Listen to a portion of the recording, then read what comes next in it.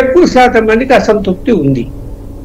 So ఇప్పుడు మనం చూసాము, ఎగబడి ఎక్కడెక్కడ ఉన్నారో, ఎక్కడెక్కడ ఉద్యోగాలు చేసుకుంటున్నారో, ఎక్కడెక్కడ ఊళ్ళలో ఉన్నారో అందరూ ఒక్కసారిగా ఆంధ్రప్రదేశ్ కు ప్రవేశించి బాటలు తిరిగి ఓట్లు ఎందుకు వేశారు? వాళ్ళు జగన్మోహన్ రెడ్డి మీద ప్రేమతో చేసిన వాళ్ళని అనుకుంటే అది పొరపాటే. పూర్తి వ్యతిరేక ఓటు అది. అంత జనం అలా రావటం అన్నది అది. ఇవన్నీ కూడా.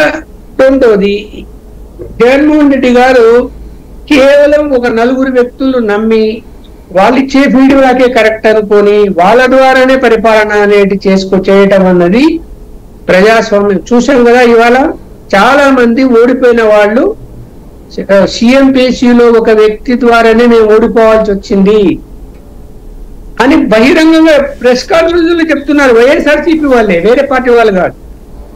అసంతృప్తి వాళ్ళే వ్యక్తం చేస్తున్నారు. జగన్మోహన్ రెడ్డి మంచోడే, కానీ ఎవరిని పెట్టుకున్నాడు, ఎలాంటి వాళ్ళని పెట్టుకున్నాడు? సిఎంపిసిలో ధనంజయ రెడ్డి ఏం చేశారు? మమ్మల్ని ఒక ఎంపీగా వెళితే నన్ను గంట నిలబెడతాడు, కూర్చోమని కూడా అన్నాడు.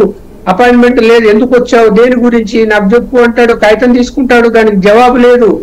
ఇది కూడా ఈ జనం ఇప్పుడు శాసనసభ్యుడిగా ఎన్నికైనాక, ఎంపీగా ఎన్నికైనాక జనము అధికారంలో ఉంది కాబట్టి రిప్రజెంటేషన్ ఇచ్చి బాబు నాకు పని చేసి పెట్టని అడుగుతారు. ఆ పని జరగకపోతే జనం అసంతృప్తితో ఉంటారా లేదా? ఖచ్చితంగా ఉంటారు. అందువల్ల వీళ్ళకి అపాయింట్మెంట్లే లేవు, వీళ్ళ దగ్గర పోయి మనం రిప్రజెంటేషన్ ఇచ్చుకుంటే ప్రయోజనం ఏముంది? ఏమంటే సచివాలయం వ్యవస్థ పెట్టారు, అక్కడ ఇచ్చేయండి, అక్కడ ఇస్తారు, అక్కడ నుంచి అప్లికేషన్ వెళ్ళిపోయింది. అదే ఏదో రిక్వెస్ట్, మనం ఏదో వినతి పత్రం ఇస్తాం, వెళ్ళిపోయింది.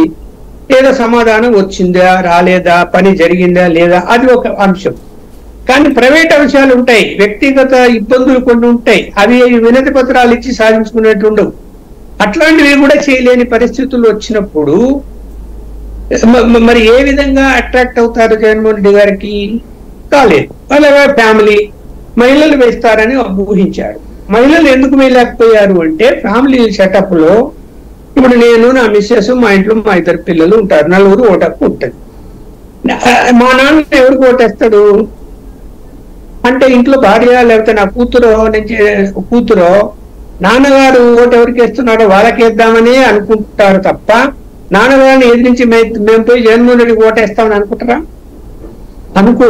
ఫ్యామిలీ సెటప్ అలాగే ఉంటది. ఎక్కడో ఒక చోట కొంతమంది మాకు స్వతంత్రం ఉంది, మేము వేసుకుంటాము, నువ్వేమి మాకు చెప్పేది అని అనొచ్చేమో కానీ ఎక్కువ శాతం మంది అలా భావించారు. మరి అందుకని మహిళలు ఓటు రాదు. ఇవన్నీ కాకుండా అనుకోని ఇంత పెద్ద మెజారిటీ వచ్చింది అన్నప్పుడు మనకి ఓటింగ్ పర్సెంటేజ్ గత ఎన్నికలు